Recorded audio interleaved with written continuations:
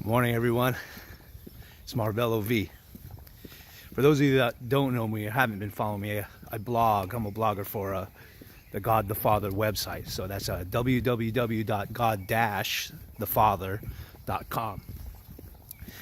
So I haven't done a video in a while, and this one's going to be practical spirituality number 3. So we did 1 and 2.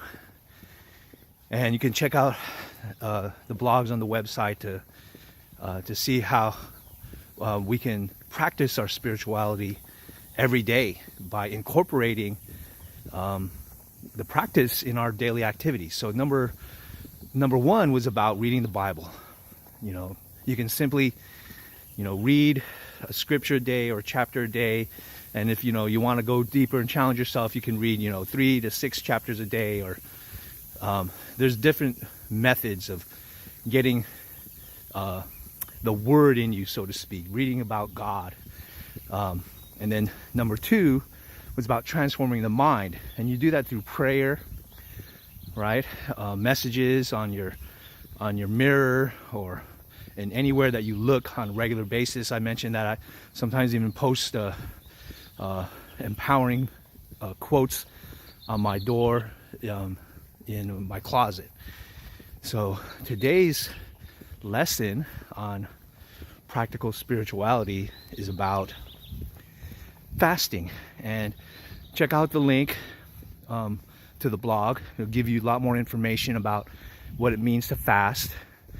But when people hear that, most people think automatically, oh, I have to give up eating a meal. And although that is the simplest one, that is pretty much where you would want to begin to start getting familiar with what fasting means. Like maybe skip 1 meal, typically lunch. So you would eat breakfast, skip lunch, and eat dinner. And the reason is because lunch is usually the hardest meal to skip. And the point is that a fast should have some level of sacrifice. It shouldn't be something that's easy to you, right? And fasting doesn't have to be about food. Like, I had a family member quit shopping for a while because she felt like the Lord was telling her that she's just hooked on that, and it helped her back off from spending so much time trying to find sales. For myself, I know I've fasted from different things like TV.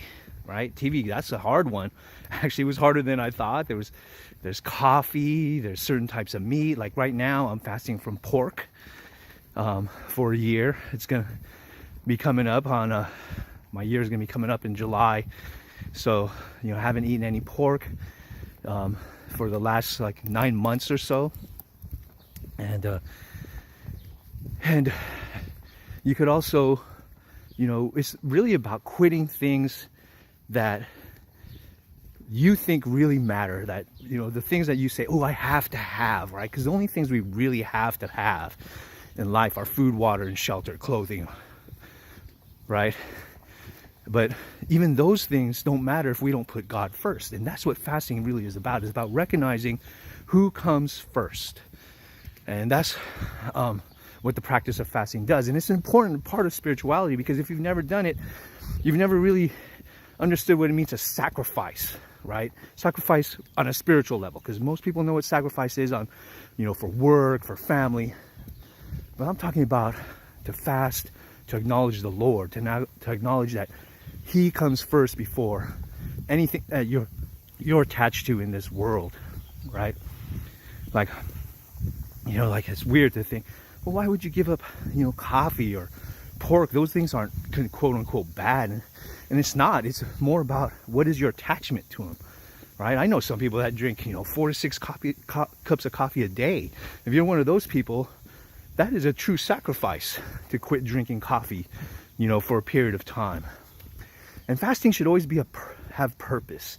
It shouldn't be something that just like I've had so many people say, oh, I skipped breakfast this morning, so I'm fasting. I'm like, no, you just skipped a meal.